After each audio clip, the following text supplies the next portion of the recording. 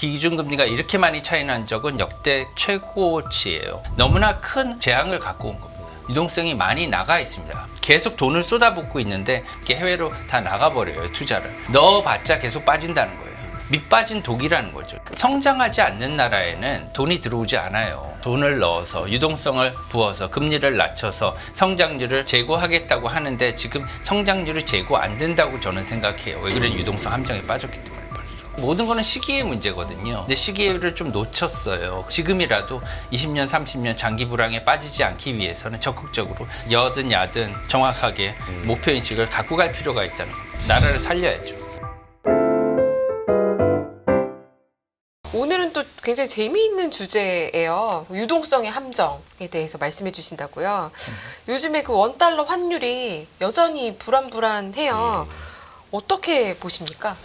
불안하죠. 그래서 여러 가지 우리가 요새 좀 안 좋잖아요. 경제도 안 좋고 여러분들이 그 기업체에서도 어렵다, 굉장히 어렵다 이런 말을 많이 들어요. 네. 네. 최근에 제가 이제 중구에 근무를 하고 있습니다. 이제 중구 근무를 하고 있는데도 저희도 이제 왕십리하고 이렇게 붙어 있는 이쪽에 봉제 공장도 많이 있어요. 네. 2,000개가 넘게 중구에 등록이 돼 있습니다. 네, 그런데도 너무 안 좋거든요. 가보면 이제 그런 것들 이제 실무적으로 보면은 지금 너무 경기가 안 좋은 상황. 이 상황이 왜 이렇게 왔는지 정확히 한번 볼 필요가 있습니다. 단순히 유동성이 없을까? 예, 그건 아니라고 보거든요.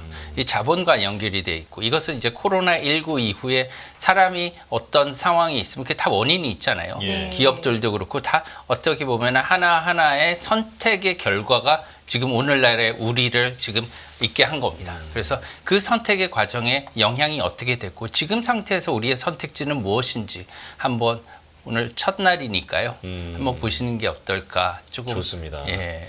이 준비해주신 자료 비밀번호는 55559요. 네, 첫 페이지를 딱 보면 강렬한 매 눈이 이제 보이는데 제목부터 매 눈. 과거의 문제점과 우리의 미래를 보자. 문제 근원 N 우리의 선택지. 여기에 좀 다 담겨 있는 것 같습니다. 좀 설명 들어볼까요? 네, 매 눈이 조금 약간 날카로워야 되는데 순두부 먹은 양 약간 날카롭습니다. 그래요? 예, 보시죠. 네. 이제 코로나19 이후에 세상이 바뀌었어요. 이것은 우리가 다 아는데 무엇이 바뀌었는지를 한번 볼 필요가 있습니다. 네. 이게 한 20페이지가 좀 넘으니까요. 빨리빨리 가볼게요. 좋습니다. 네. 이후에는 코로나19 이후에 미국이 이렇게 양적 완화하고 유로존도 양적 완화했어요. 특히나 미국 연준과 일본의 양적 완화가 매우 컸습니다. 미국 연준의 양적 완화는 정말 천문학적이었죠. 이 정도로 쏟아부었기 때문에 양적 완화가 리만 금융위기와는 상대도 안 되는 그러한 돈이 쏟아 부어졌고요. 그리고 금리도 제로로 만들었잖아요. 이렇게 됐습니다. 그래서 이 결과는 중앙은행발 초인플레이션이 일어났어요. 연준의 대차 대조표가 3.76조 2019년 말 그래서 9조 달러까지 이렇게 올랐습니다. 예, 거의 2배 반, 3배 가까운 수치죠. 네. 예, 이렇게 올랐어요. 그만큼 돈이 많이 풀렸다는 거예요. 정말 천문학적인 돈이 풀렸고 그 다음에 이 유동성이 어디 갔는지를 봐야 돼요. 왜냐하면 돈이 어떻게 돌았는지, 돈이 어디로 갔는지를 보면은 현재 우리가 왜 돈이 없는지를 알 수가 있습니다. 예. 네. 그걸 보시죠. 보시면은 이렇게 CPI가 이렇게 최고치로 올랐어요. 그리고 연준의 대차대부 잔액은 현재 7조 달러 미만으로 급감한 상태입니다. 조금 나아졌어요. 그래서 미국의 경기는 내년에 그렇게 좋지 않을 거라는 거예요. 결론적으로 말씀드리면. 예. 상호형 부동산 문제도 다시 불거질 수 있고 우리가 생각한 것만큼 가지 않는다는 거예요. 왜냐하면 금리 인하를 2번밖에 안 할 것이다. 이렇게 연준 위원들이 말을 했지만 점도표에서 난 그걸 믿지 않는다는 겁니다. 예. 내년에 미국은 생각보다 더 안 좋을 거고 그렇게 되면은 우리가 생각했던 1% 인하도 할 수 있을 것이다. 이렇게 생각은 개인적으로 할 수 있어요. 예, 그런 가능성을 갖다가 염두에 두고 가자는 그런 말씀을 드립니다. 네. 다음 페이지를 보면 그러면 이것이 어떠한 문제를 야기했느냐. 글로벌 자본의 대이동을 촉발시켰어요. 예, 자금이 돈이 확 다른 방향으로 갔다는 거예요. 어떤 큰 대규모의 유동성이 어떤 한 방향으로 쏠렸다는 거죠. 왜냐하면 코로나19는요, 기본적으로 글로벌 자본시장의 구조가 재편되는 그런 계기를 마련합니다. 네. 예, 결국은 나중에 역사책에 이러한 것이 실릴 거예요. 그래서 코로나19는 일본도 자체적으로 못했던 인플레이션을 야기를 합니다. 예. 왜냐 30년 동안 그렇게 원하던 인플레이션 가져왔어요. 왜냐하면 모든 나라가 특히나 최강국이자 최대국인 미국의 경제가 인플레이션으로 변하니까 유동성의 바다가 이루어진 거죠. 글로벌. 네. 그러니까 공중부양된 그러한 효과를 가져온 겁니다. 그래서 일본 경제도 떴어요. 이제. 네. 예, 그런 과정이죠. 그래서 마이너스 금리를 폐기하고 아베노미스는 사실상 종료가 됐죠. 그래서 현재는 지금은 엔화 자금이 잠재적인 화약고가 된 거예요. 왜냐하면은 자본 구조가 바뀌었기 때문에 이제는 밖으로 나가던 엔화 자금이 이제 앞으로 들어올 수 있다는 거지. 이제 이것이 이제 유동 자금이 된 거예요. 그래서 결과적으로 제가 여기 그 그래프를 하나 그려놨잖아요. 이거 한번 보세요. 네. 뭐냐면 쉽게 이해할 수가 있습니다. 왜 미국, 일본은 지금 좋고 중국, 한국은 안 좋으냐? 예, 문제의 원인은 아까 말씀드린 자본의 대이동이에요. 인플레이션은 서방에는 성장을 가져오고요. 여타국에는 고통을 가져왔어요. 예, 왜 그러냐면 대규모 양적 완화는 빨간색에 미국, 일본은 재정 정책을 크게 추구했죠. 네. 그러면서 경기 부양을 많이 시켰어요. 예, 돈을 갖다 쏟아 부었다는 거예요. 그러면서 같은 시기에 기준금리 인상도 천천히 하게 됩니다. 조금 이후에 이것을 가져보니까 경기도 좋아졌는데, 그죠? 금리도 인상돼요. 그렇게 되면은 금리가 인상되는 통화는 강해집니다. 매력적으로 변하잖아요. 누가 이자 없는 통화를 원하겠어요? 네, 그렇잖아요. 달러 기준금리가 5.5%로 올라가니까 아 그래? 미국 국채 투자할까? 우리나라 사람들도 미국 국채 많이 투자했잖아요. 그렇죠. 그래서 전 세계적인 현상이에요. 그러다 보니까 미국, 일본의 경기가 엄청 뜨거워진 겁니다. 예. 전 세계의 돈이 이곳으로 몰려든 거죠. 일본 주식시장으로도 몰려들고. 반대로 중국, 한국은 좀 다른 방향의 정책을 썼습니다. 보수적으로 통화 정책을 썼고요.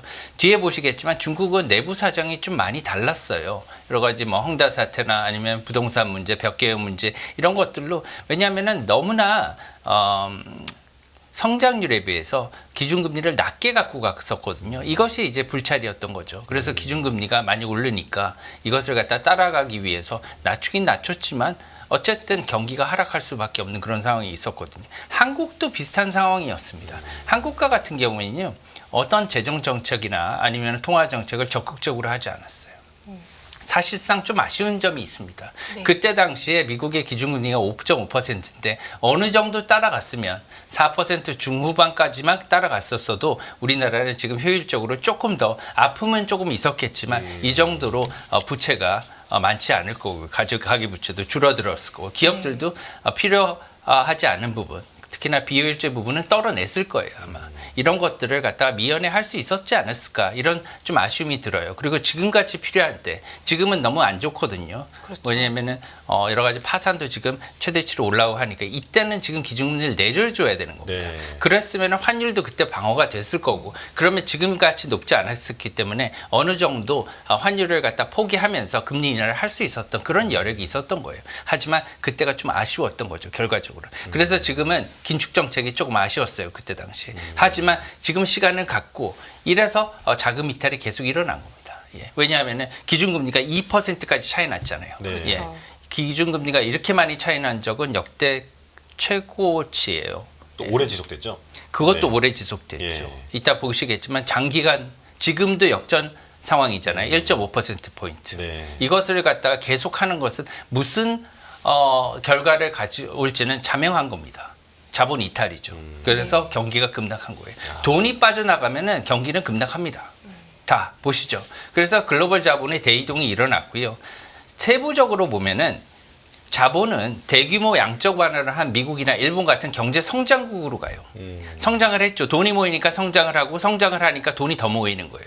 반면에 다른 국가들은요, 성장을 하지 않고 인플레이션만 올라가요. 왜냐하면 물가만 올라가요. 그렇기 때문에 물가와 성장 둔화가 같이 오니까 스태그플레이션 같이 너무나 힘든 상황이 오는 거죠. 예. 그래서 왜냐하면 모든 거는 제로섬 게임입니다. 예. 미안하지만 경제는 제로섬 게임으로 네. 글로벌적으로 보면 왜냐하면 부가 한정돼 있거든요. 중국과 같은 경우에는 자본 이탈의 세 가지 원인이 있어요. 그건 뭐냐, 부동산 문제, 국내 경제 이슈들이 많았었잖아요. 너무나 오랫동안 저금리를 갖고 갔었기 때문에 우리나라 80년대, 90년대 이슈랑 같습니다, 이거는. 네. 그래서 그리고 또한 외교 환경 문제, 미중 대치 상황이 오래 지속됐잖아요. 뭐 방첩법이라든가 이런 것들도 있었고요. 그래서 외국인들의 이탈이 더 빨리 있었고 거기에 따라서 성장률이 둔화하니까 주식시장이나 아니면 자본시장에서 돈이 빨리 빠져나가는 그런 현상이 있었던 거죠. 주식시장의 지표를 보시겠지만 뭐 그래서 계속 하락을 면치 못했던 거죠. 한국과 같은 경우는 좀 다르지만 또한 세 가지 원인이 있습니다. 한미 간의 금리 격차 확대가 제일 컸어요. 예. 이것은 자본도 빠져나오고요. 주식시장도 내리고. 왜냐하면은 금리가 우리나라가 낮으니까. 왜냐하면 미국의 기준금리가 5%이기 때문에 더 매력적이잖아요. 그렇죠. 그렇게 되면은 달러도 강해져요. 환율도 오르고 자본도 빠져나갔어요. 너무나 큰 재앙을 갖고 온 겁니다. 두 번째는요. 역대급 미국 투자 확대가 됐었어요. 우리나라가 이것은 사실 바이든 정권 때만 시작된 건 아니고 트럼프 1기 때부터 시작이 된 거죠. 왜냐하면은 뭐 여러 재벌 기업들이 미국에서 공장을 짓기로 이렇게 하기 뭐 어떻게 보면 할 수 없었던 그런 일면도 있습니다. 하지만 우리나라가 2023년 대미 투자액은요 전 세계 1위예요 규모가. 이 단일 국가 중에서 일자리를 제일 많이 만들어준 나라라고도 하더라고요. 네, 200억 불이 넘습니다. 네. 예. 그만큼 한국의 투자는 또 늘지 못했다고도 볼 수 있겠죠. 한국 그쵸. 기업들의 국내에서는, 미국 투자가 우리나라 극적으로 돈으로 늘어나니까. 보면은 30억이 넘는 돈, 30조가 넘는 그렇죠. 돈이에요. 네. 그 돈의 반만 우리나라에 투자를 했었어도 얼마나 컸었겠습니까? 네. 이게 자본 이탈이에요.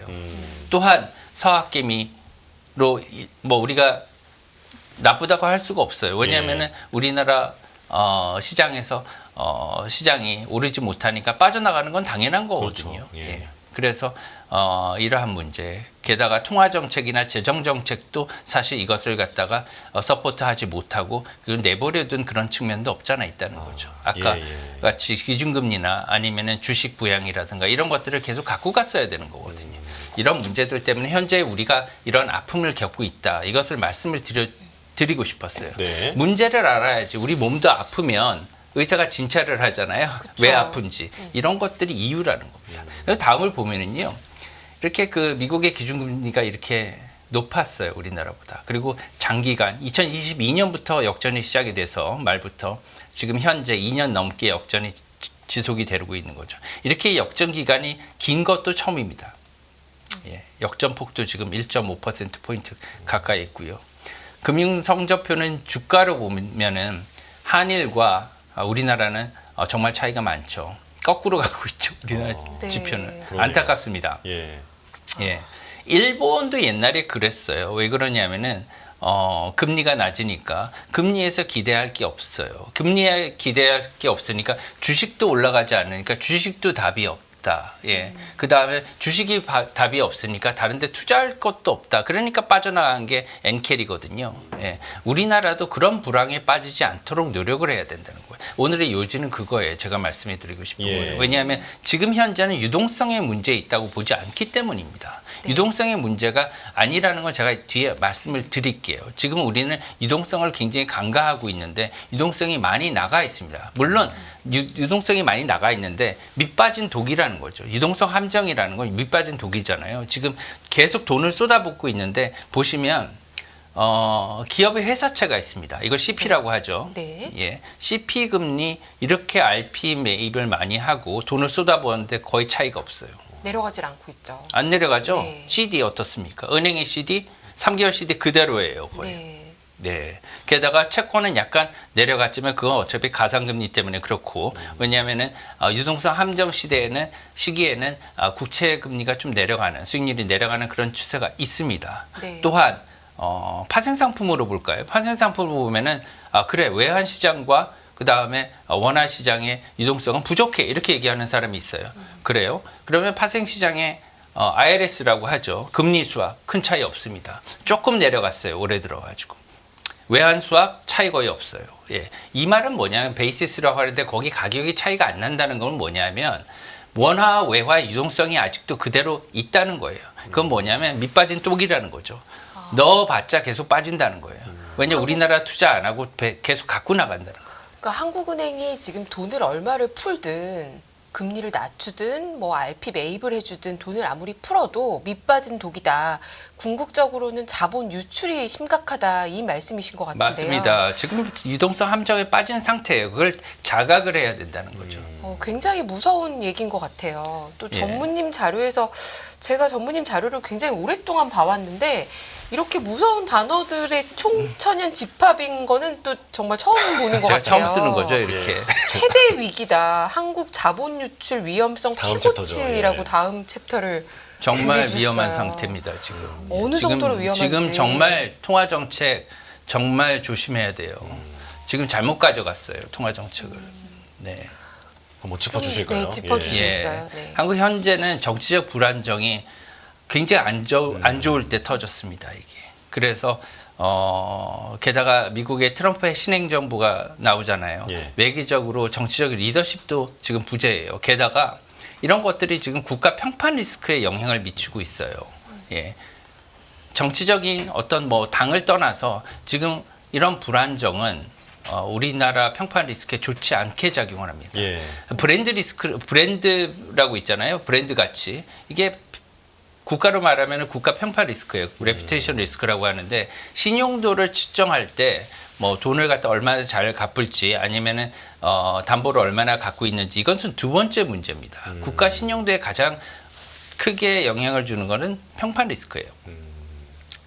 그리고 내년에 경제 성장률 지속적으로 저하 우려가 이게 가장 큽니다. 예. 성장률이 낮아질 것 같다. 지금 계속해서 한국은행에서 발표를 하고 있지만 성장률이 계속 낮아진다는 건 그만큼 성장하지 않는 나라에는 돈이 들어오지 않아요. 네. 예, 그렇잖아요. 성장하는데 그렇죠. 돈이 들어갈 거 아니에요. 네. 그래서 이런 것들이 굉장히 우려스럽다는 거예요. 그래서 지금 돈을 넣어서 유동성을 부어서 금리를 낮춰서 성장률을 제고하겠다고 하는데 지금 성장률이 제고 안 된다고 저는 생각해요. 왜 그런 유동성 함정에 빠졌기 때문에 벌써.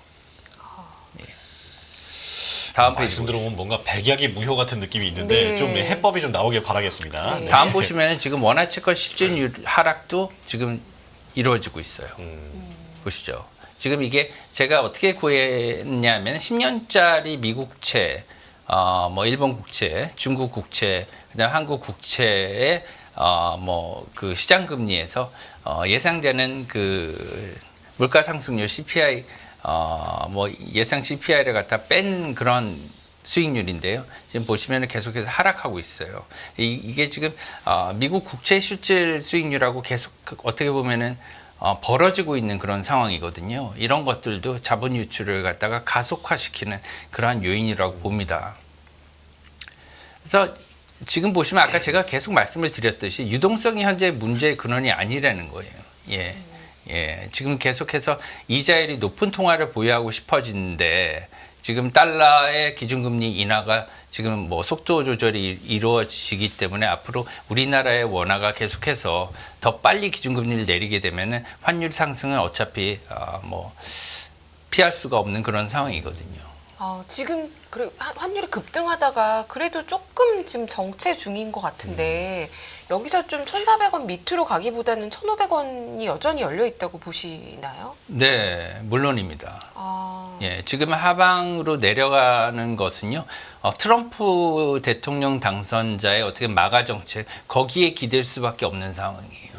그런데 그 마가 정책이 일어나더라도 계속해서 뭐 예를 들면 무역 역조 현상을 해소하기 위해서 트럼프 대통령이 환율을 갖다가 압박하더라도 문제는 뭐냐면 유로도 안 좋아요. 지금 유로존이. 그렇죠. 유로존이 안 좋기 때문에 유로존의 기준금리 인하가 좀 빨리 단행될 것 같기 때문에 달러 인덱스도 지금 현재 108 선에서 거래가 되고 있는데 110까지 가지 않는다는 보장이 없습니다. 연초에. 그래서 이런 것들도 문제. 그래서 달러 자체적으로 지금 강세가 일어나는 상황에서 아직 미중 간 무역 분쟁의 소지도 아직 남아 있는 그런 상태죠. 지금 환율이 1,500원도 뉴노멀이라고 할 수는 뭐 하시는 분도 있는데 사실 이게 뉴노멀이라고 하면 안 돼요. 너무 높아요. 그렇게 되면은 지금 중소기업들 다 도산합니다. 네. 예, 큰일 나요. 왜냐하면은 매출 원가에다가 매출 원가는 사실 어떻게 보면 계속해서 늘어나는 그런 상황에서 매출 단가를 갖다가 조절할 수 있는 그러한 협상 여지력이 없잖아요. 중소기업들은. 그렇죠. 네. 이것들을 갖다 원가만 예를 들면 봉제 공장으로 치면은 원사값만 계속 올라가는 거예요. 그런데 판매 단가는 그대로인 거죠. 납품 네. 단가는. 이런 상태에서 어떻게 공장을 돌리겠습니까? 한국 제조업이 고사하는 거예요. 이렇게 되면. 큰일입니다. 예. 그래서 지금은 무제한적인 RP 메이커 유동성에도 RP, 뭐 CP, CD, 뭐 IRS, 뭐 외환 수합 다 그대로예요. 이런 상황.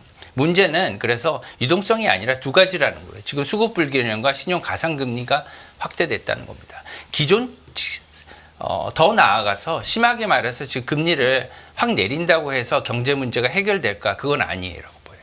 왜 그러냐면 금리를 갖다 확 내린다고 해도 문제는 뭐냐면 BIS의 자기 자본 비율이 있습니다. 예, BIS 발 이것을 지켜야 되는데 외환 포지션이 계속 늘어나요. 왜냐하면 환율이 늘어나니까 그죠? 환율이 오르니까 네. 그러면은 외환 포지션이 계속 늘어나는 거예요. 그 리스크로 잡히거든요. 그러면 시중은행들이 대출할 수 있는 여력이 계속 줄어듭니다. 네. 그러면은 신용 공여 능력이 줄어드는 거죠. 그렇게 되면은 내가 대출할 수 있는 금액 이거밖에 안 돼. 많이 줄었어. 그럼 신용 좋은 사람만 주겠죠. 그럼 신용이 더 저하든 뭐 상대적으로 낮은 사람한테 그만큼 더 가상금융이 더 붙이게 돼 있는 거예요. 은행 입장에서는. 그걸 갖다 강제할 수는 없는 겁니다. 왜냐하면 줄 수 있는 왜냐하면은 뭐 대출금이 줄어들기 때문에 은행으로서는 어느 정도의 마진은 확보를 해야 되는 거잖아요. 네. 총액적으로 본다면. 그런 지금 상황이 있고 안 그렇게 되면 은행이 또 부실화됩니다. 이도저도 못하는 상황이죠. 그래서 금리를 인하한다고 해서 바로 서민 경제가 좋아지지 않아요. 그럼 이번에 내리기는 할까요? 그래도? 내릴 가능성은 더 높다고 봅니다. 1월 달에 당장 내릴 가능성이 높다고 보는데 실제적으로 우리한테 체감 경기는 크게 많이 안 닿을 것으로 봐요. 대출 금리나 또 채권 금리가 그렇게 내려가지는 않을 걸로 보시는 거죠. 네. 지금 벌써 다 반영돼 있다고 봅니다. 네.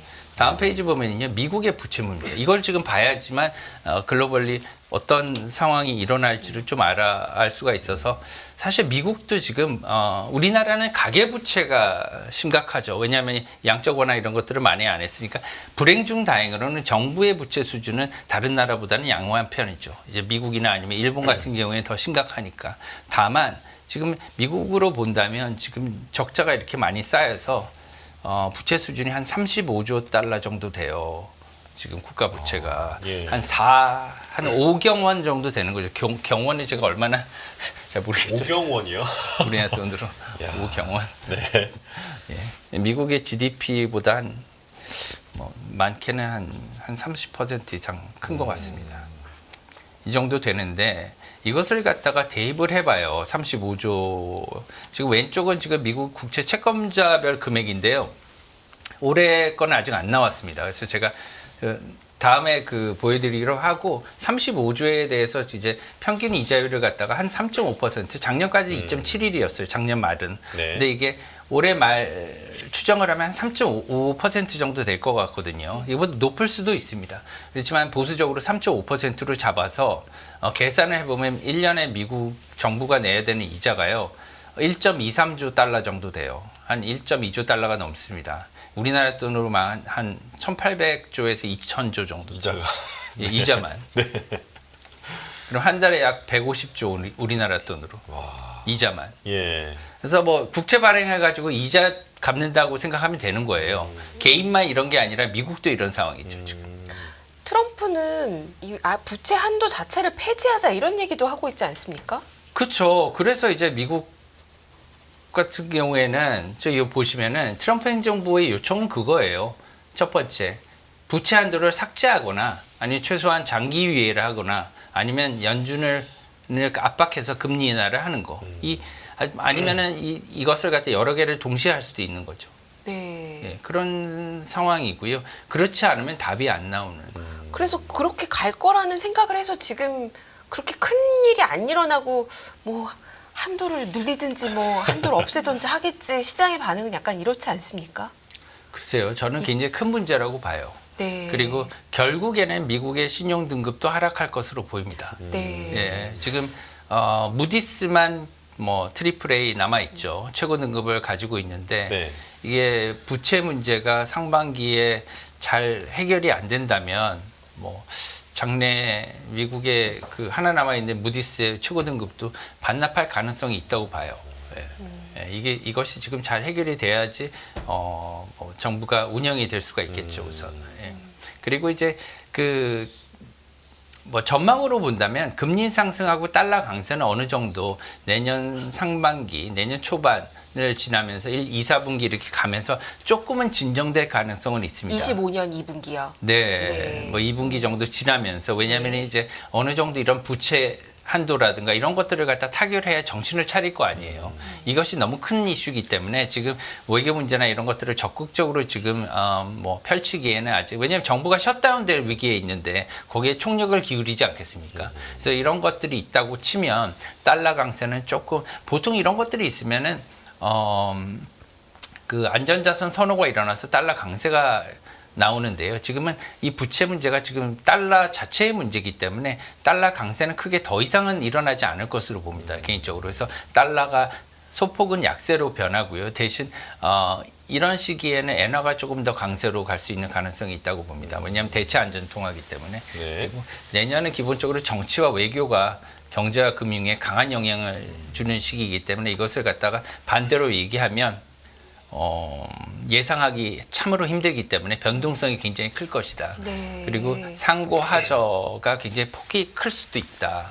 환율에 있어서 이렇게 봅니다. 그리고 상반기 중에 이제 미국의 상업용 부동산 문제 이 문제가 다시 재대두될 수가 있어요. 아까 보시듯이 지금 미국의 그 연준의 발란시트 대차 대조표가 7조 달러가 깨졌어요. 예, 이런 것도 한번 비교해 봐야 된다는 거죠. 왜냐하면은 초기에 2020년에 연준이 양적 완화를 시작했을 때 바로 7조 달러 위로 올라섰거든요. 네. 예.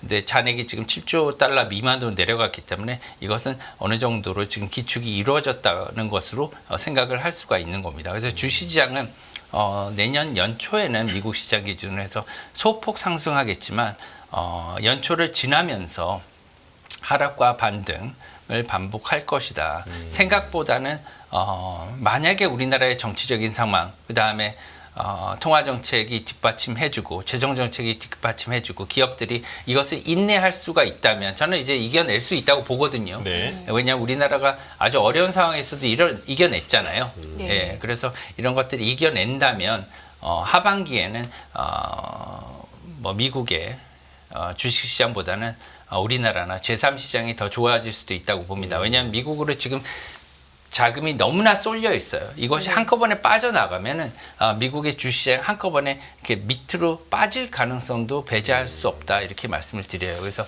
미국 시장도 조금은 조심해야 될 시기. 그리고 제가 얘기를 나눠본 많은 그 자산운용사 미국의 네. 이나 아니면 해외 자산운용사들하고 얘기를 해보면 미국의 시장에 더욱더 많이 이렇게 베팅을 하는 것은 더 크게 뭐 일부분 갖고 가는 건 괜찮죠. 포트폴리오 전략 하에서 이것을 갖다가 소위 몰빵이라고 하죠. 전체 다 베팅하는 거는 굉장히 어리석은 짓이다. 이렇게 얘기하는 뭐 딜러들이나 운용역들이 많이 있는 것으로 제가 얘기를 했어요. 예.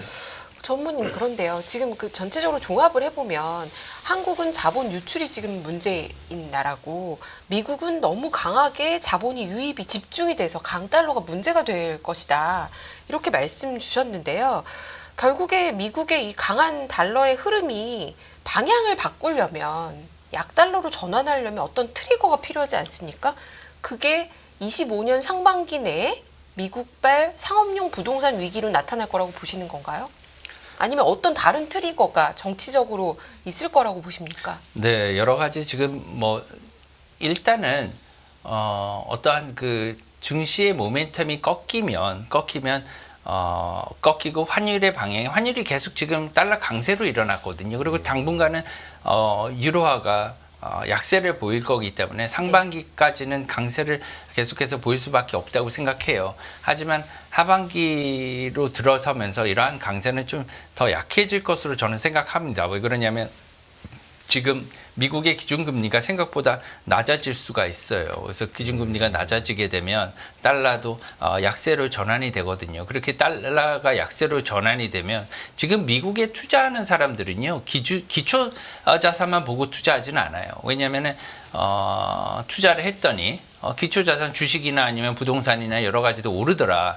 하지만 달러 가치도 계속해서 강하니까 내가 투자를 했더니 환전할 때 마이너스는 크게 나지 않을 거야. 이런 믿음이 있는 거거든요. 네. 하지만 환전을 했을 때 앞으로 계속해서 달러가 약세로 변하겠구나. 그러면은 환전을 해서 빠져나가겠죠, 이것이. 그래서 똑같습니다. 그래서 그런 것을 갖다가 지금의 상황만 가정해서 미래를 생각하는 건 옳지 않다고 생각해요. 예.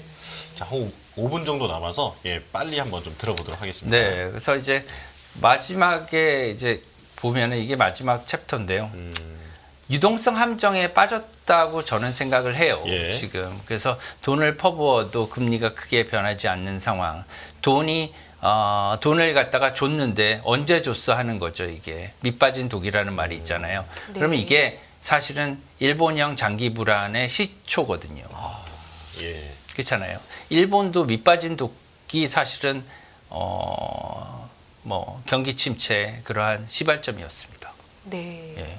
돈을 아무리 풀어도 뭔가 성장이 나오지 않았죠. 예, 제가 한번 읽어볼까요? 여기 한번 네. 읽어보시죠. 화폐 공급량이 늘어나서 원화, 외화 모두 유동성이 넘치는 상황이라고 저는 봐요. 네. 지금 금융시장에서 저희가 거래를 하면 알잖아요. 이게 돈은 많은데 돌지가 않는 문제라는 거예요. 기본적으로 수급의 문제라는 거거든요. 유동성의 문제가 아니라. 그래서 지금 보시면은 돈은 많은데 기업의 생산, 투자, 가계 소비는 다 정체돼 있잖아요. 네. 이게 전형적인 유동성 함정이에요. 그리고 중앙은행의 중앙은행이 금리를 낮추거나 돈을 풀어도 경제가 살아나지 않는 상황.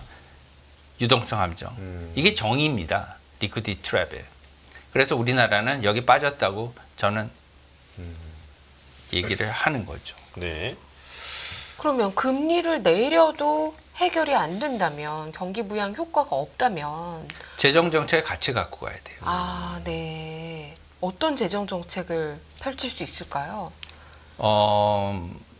돈을 갖다 한국은 풀어 재정 적자를 내는 것은 괜찮다고 보십니까? 재정 적자를 갖다가 감수할 수밖에 없는 그런 상황이죠. 지금 왜냐하면 통화 정책을 갖다가 조금 긴축적으로 갖고 갔어야 된다고 생각해요. 아까 말씀드렸듯이 네. 그 시기 모든 거는 시기의 문제거든요. 근데 시기를 좀 놓쳤어요. 그랬으면 지금이라도 20년, 30년 장기 불황에 빠지지 않기 위해서는 적극적으로 통화 정책과 재정 정책을 맞물려서 통화 정책에서 환율을 오르고 그 다음에 여러 가지 문제점이 있는 걸 갖다가 보완을 할 수 있는 그러한 재정 정책을 추구를 해서 통화 정책과 재정 정책이 어떻게 보면 1+1이 3이나 4나 5나 더 큰 효과를 발휘하도록 해야 되는 거죠. 돈을 풀었는데 이게 해외로 다 나가버려요. 투자를. 그렇지만 돈을 풀었는데 이게 고용으로 이어지고 그다음에 한국에서 어떠한 사업으로 나타나고 프로젝트가 일어나고 이런 것들을 만들어야 된다는 거죠. 억지로라도 만들어야 되는 예. 상황. 네. 전무님 오늘 가져오신 자료에서 마지막 페이지에 그 한국의 과제와 선택지, 생존 답안을 좀 한 번 더 너무 말씀해 주시면 좋을 강하죠. 것 제가 같아요. 이런 걸 써본 적이 없는데 네, 깜짝 놀랐습니다. 너무 답답합니다. 지금은 한국의 그 생존 답안은요, 기업 수출밖에 없어요. 예, 계속해서 왜냐 외국에서 보는 한국은 우리나라에서 보는 한국보다 외국에서 보는 한국은 기업의 나라예요. 다국적 기업이 굉장히 많은 나라. 그 기업들 중에서 굉장히 강한 기업들이 있고 그 다음에 근면한 나라. 왜냐하면은 어떻게 보면은 오너들이 우리나라의 기업을 먹여 살린 게 아니에요. 왜냐하면은 24시간 일했잖아요. 거의 우리나라 옛날에 아버님 세대, 할아버지 세대, 네. 우리 세대까지 그렇잖아요. 이 근면 성실함으로 인해서 일군 겁니다. 왜냐 우리나라는 예를 들면은 일론 머스크나 아니면은 스티븐 잡스 같은 세계를 바꾼 천재는 없었거든요. 네. 그래서 모든 사람들이 성실하게 한 거예요. 그래서 이 기업들의 수출을 적극 지원하는 그런 지원책이 강구가 돼야 됩니다. 그리고 통화정책 면에서도 순위를 정해야 돼요. 지금 금리만 보다가는 모든 큰 코를 다쳐요. 금리를 갖다가 내리더라도 아까 제가 말씀드렸죠. 환율을 갖다가 방어할 수 있는 그런 능력이 안 된다고 말씀드렸잖아요. 장기적으로는 주식시장이 다 돌아와야 돼요. 투자자들이 돌아와야 되기 때문에 환율을 막기 위해서라도 주식시장을 지금 적극적으로 뭐 이렇게 다시 돌아오도록 부흥시켜야 한다. 예, 나간 돈을 불러들여야죠. 예. 그래야지만 우리가 경제 번영도 할 수 있고요. 그다음에 통일금융도 할 수 있습니다. 민족적 과제에 충실해야 한다는 통일금융까지 말씀해 주셨습니다. 왜냐하면 너무 싸우고 있잖아요. 네. 이런 것을 망각하지 말자는 겁니다. 예, 왜냐 한국 사람으로서 적어도 우리나라 국민들을 위해서 다 정치가들도 있잖아요. 예, 그러면은 여든 야든 이런 것에 목표를 두고요. 이 목표만을 위해서는 정확하게 목표 인식을 갖고 갈 필요가 있다는 겁니다. 예, 나라를 살려야죠.